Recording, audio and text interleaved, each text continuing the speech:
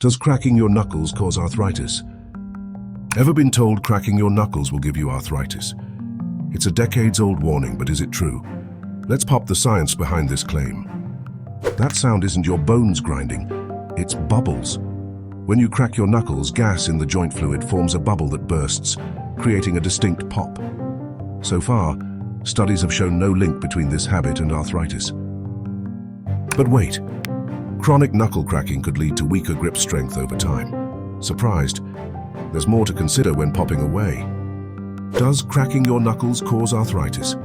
Still curious about what's fact or fiction in science? Follow us for more myth-busting wonders and keep your curiosity cracking.